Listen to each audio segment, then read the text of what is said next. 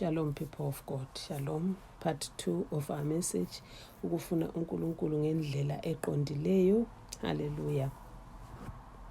Hallelujah. Seeking God the right way. Seeking God the right way. Masithi seeking God the right way sikhuluma nge-right way yakhe. Ayikhona eyethu, eyakhe. Hallelujah. Verse sibale ekugcineni before part 2 sikade verse 3 wathi bathi kungani sizilile kodwa wena wangakuboni na? Kungani sizithobile kodwa wanganaki na? Ikanti ngosuku lokuzila kwenu lenza elikuthandayo. Lincindezele lezi sebenzi zenu zonke. Liyezwa abazalwane ukuthi ngelanga lokuzila kwenu esikwenza. This is what we do when we are praying. When we are fasting and praying, it's still the same to us. That day is supposed to be the day of the Lord, a different day altogether. Because isidinga abantu uNkulunkulu ongcwele. Kodwa thina kuthwani ilanga liba ngelethu senze sikufunayo ngalelo langa. Senze sikuthandayo ngalelo langa. Siyahamba siye uthi uzila ukudla uhambe uye emsebenzini yesebenza. Kodwa ngaphakathi kwakho iheart yakho inhliziyo yakho njani? Emsebenzini usangahamba but inhliziyweni yakho unjani? Hallelujah. Enhliziyweni yakho kunjani? Yikho okuqakatheke kakhulu ukuthi inhliziyo yakho iyabe injani. Inhliziyo yakho is your heart in the presence of God, because inhliziyo yakho yiyo i-prayer room. Are you in the presence of God enhliziyweni, or enhliziyweni somewhere else? Hallelujah. Inhliziyo yakho can be with Satan in sin. Inhliziyo yakho can be in sin with Satan. Uphakathi kwe-church, an anointed church, inhliziyo yakho can be with Satan in sin by thinking ucabanga izinto ezi-wrong. Phakathi uhlezi e-church, umfundisi uyachumayela, you can be with Satan that moment. How? By accepting ama-wrong thoughts enhliziyweni. Ama-wrong thoughts abebuya enhliziyweni yakho, imicabango wrong ibuya enhliziyweni yakho uhlezi esontweni kufundiswa izwi. Yona liyani imicabango, ama-voices akhuluma enhliziyweni yakho, they are voices of Satan. So you are with Satan. That is why you're supposed to be talking to God all the time in your heart. Kwenzela ukuthi avoid ama-voices.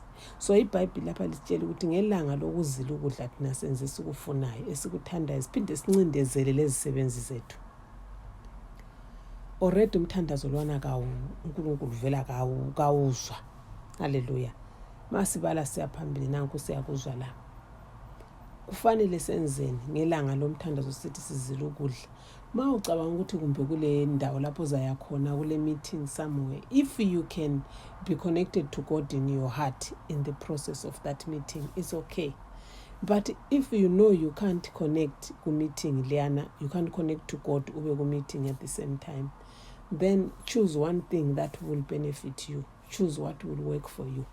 Avoid ukuhamba lela le ungathi sokuyiwe emfeni uhambe kodwa uthuzilile ukudla. Kuthiwe kuyiwa ngaphi la usuhambile. Uyabona lo ombonayo usukhuluma, uyagcina ukhuluma ongamelanga ukukhulume ngelanga likaNkulunkulu olikhethileyo. Hallelujah. Uyagcina ukhuluma ongafuni ukukhuluma. Uqhina ucabanga ongafuni ukucabanga. Ukwabona abazalwane uhlezi ebantwini abaningi, noma uyakhuleka noma awukhuleki, ubone nangani umuntu yeza lapha uqala ukuthi ngabe kuthube egqoke so, ngabe kuthunje, ngabe kuthe khona phana nalana ngama evil suspicion about people, because asozumtshela umuntu lwana ofuna ukumtshela khona. Kuphela ozokwenza ukukhuluma kuphela enhliziyweni, uzokhuluma kuphela ngenhliziyo. Hallelujah. So kulula kakhulu, ku-easy kakhulu ukuba kuSathane enhliziyweni, kodwa ngaphandle ngapha lokhu sithi ngumKristu, ngale ngaphakathi uphilele uSathane. So uNkulunkulu uthini lapha? Ukuzila kwenu. Utheni uNkulunkulu kuverse 3 lona uthi bathi kungani sizilile kodwa wena wangakuboni na? Kungani sizithobile kodwa wanganaki na? Ikanti ngosuku lokuzila kwenu lenza elikuthandayo, lincindezele lezisebenzi zenu zonke. Lezi sebenzi siyazincindezela. Phakathi kwezisebenzi zakho uyathola ukuthi bakhona abafuna ukuzila lapho ukudla, abafuna ukuba kwazi ukuthi lilanga elifanele lenziwe njani.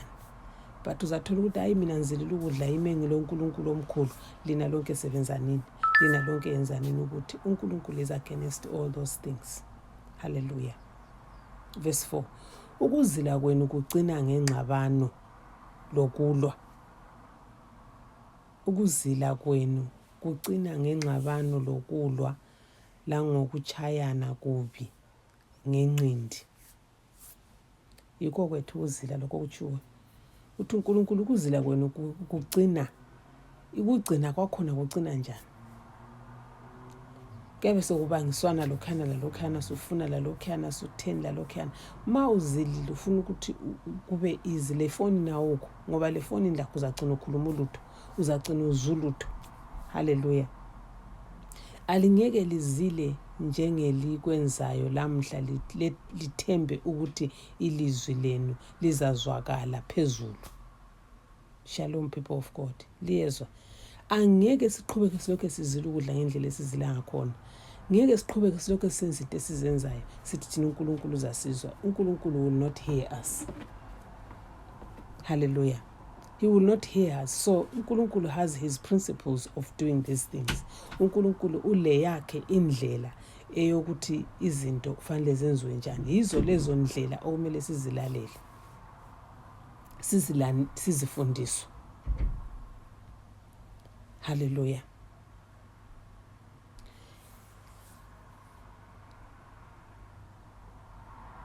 Kuthiwa alingeke lizile njengelikwenzayo lamhla lethembe ukuthi ilizwi lenu lizwakale phezulu. That means angeke lenze lokho elikwenzayo liqhubeke lokho lisithi lizananzalizwa. Verse 5. Lokhu yikho ukuzila engikukhethileyo. Verse 5 usesitshela uNkulunkulu ukuthi yena ufuna sizile njani. Lokhu yikho ukuzila engikukhethileyo. Lokhu yikho ukuzila engikukhethileyo na ukuthi umuntu azithobe okosuku olulodwa nje. Yikuthi umuntu akhothamise ikhanda lakhe njengomhlanga nje, lokulala esakeni lemlotheni na. Uthena yikho yini lokho mina engikukhethileyo ukuzila ukudla, ukuthi ukhothamise ikhanda lakho njengomhlanga, utshona usuhleze esakeni. Bonke abantu sebekwazi ukuthi hayi namhlanje kuzila ukudla, ikumbone ehambe ekhotheme lokho edonsa inyawo esenze nje.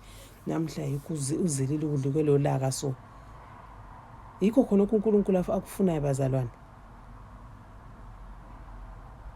Iyabuza uthi yikho yini? Lokho yikho elithi yikuzila usuku olwamukelwa nguThixo na. Licabanga ukuthi yikho engingakwemukela yini mina khona lokho? Bazalwane, kuverse 6 uNkulunkulu uthi lokho akusikho yini ukuzila engikukhethileyo, ukukhumbula izibopho zokungalungi lokuthukulula imichilo yejogwe, kukhululwe abancindezelweyo, kwephulwe amajogwe wonke na. Hallelujah. Akusikwabela abalambileyo ukudla kwakho lokunika umyanga ongumhambuma indawo yokuhlala, lapho ubona abanqunu ubagqokise, lokungafulatheli izihlobo zakho zegazi na. Bazalwane, siyazizwa ukuthi uNkulunkulu uthi ukuzila akufunayo yikuphi. masizilile ukudla kufanele siphume phandle siyedinga abangala kudla. Khona lokhu ukudla esingakudliyo thina sizilile yikho kumele sikunike abanye. Khona lokhu ukudla esingakudliyo thina yikho kumele sikunike abangelakho. Hayi ukuthi sibuthelele okwekuseni breakfast esingayidlanga lokwelunch lokwantambama ilanga siyatshona laphana sukhulula ukufasta kwakho umbukhulula ntambama usubuza konke ukuthi iporridge yami yokuseni ingaphi, isinkwa sami ngisitshiye laphana singaphi. So no, that's not the way. Noma ungasabuzanga ngaphakathi enhliziyweni ufutheleni usufuna ukuthi udle konke khona lokho okumele ukudle ilanga lonke. Isona esesabekayo vele uNkulunkulu ake ezwe imithandazo yethu. Masizile ukudla abazalwane kufanele sithukulule ababotshiweyo. Ongangokuthi masizile ukudla lilanga lokukhulekela abantu bathole deliverance, bathole ukwelatshwa. Hallelujah. Ngilanga lokuthi khona phana usiza umzimba ukuthi awulamandla usemkhulekweni, yikho lapho kumele usebenzise istrength sikaNkulunkulu, amandla kaNkulunkulu yokumele asebenze ekuthini ukwazi ukukhulekela abantu, ukwazi ukuyanika abantu ukudla phandle, ukwazi ukuncedisa ngalokho. And masikhuluma ngokuthi ukuncedisa abantu abaningi bayakuthi kukhulunywa ngulo se-UK lokho ukuncedisa abantu. uNkulunkulu ngomlomo ukuthi akekho ongela lutho okumuntu lakho okokunika. Uthe akekho ongelakho. Ngikhuluma lawe khathesi kumbule ule 60 cent esikhwameni, kumbule ule 5 rand, kumbulani. uNkulunkulu ayisi 5 rand ayikhangele. uNkulunkulu ukhangela inhliziyo yakho. uNkulunkulu kakhangela ngedola lakho, ukhangele inhliziyo yakho. What do you have in your heart to give omunye umuntu? Kuyini olapha enhliziyweni yakho ongakupha omunye umuntu, because inhliziyo yakho isiphala sakho. Hallelujah. Kuvesi 8 lapho ke ukukhanya kwakho, lalela bazalwane ukuthi ungathi uzile ukudla udinge laba abalambileyo, udinga ukuncedisa abanye ngalokho lakho enhlizweni yakho. Okulandelayo nguvesi 8 lapho ke ukukhanya kwakho kuzavela njengosuku, njengokusa, lokusila kwakho kuzabonakala masinyane, ukuthi ukulunga kwakho kuhambe phambi kwakho. Inkazimulo kaThixo izakuba isivikelo ngemva kwakho. Lapho ke uzabiza uThixo asabele, uzacela usizo yena akuthi uzakuthi ngilapha. Nxa ungalahla ijogwe lokuncindezela lokukhomba ngomunwe kanye lezinkulumo ezimbi, nxa unika abalambayo ukudla kwakho, wanelise lenswelo zabancindezelweyo, ukukhanya kwakho kuzavela emnyameni, ubusuku bakho buzakuba njengemini. uThixo uzakukhokhela ngokuphela, uzakwanelisa inswelo zakho elizweni elitshiswa lilanga, aqinise amathambo akho. Uzakuba njengesivande esithelezelwe kuhle, lanjengomthombo olamanzi angacitshiyo. Iyazizwa izithembiso zikaNkulunkulu okuzayenzakala kuwe ma uyabe uzile ukudla udinga uNkulunkulu ngendlela eqondileyo. Imithandazo yakhe yaphendulwa instantly khonapho usaguqula ukhuleka. Imithandazo yaphendulwa. Ma uzilile ukudla, uNkulunkulu kunika amandla ukuthi uthwale igogoko ekhanda uyelinika omunye umuntu, uthwale umgqomo wamanzi uyenika omunye umuntu, kodwa wena uzilile ukudla.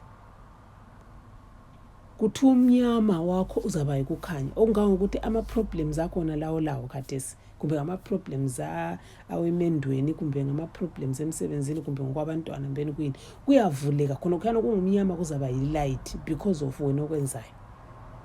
But ungahlala endlini yakho uncitshane ungancedisi umuntu, uncedisisi omfunayo, uncedise okwaziyo zakuthi thank you kuwe, is wrong.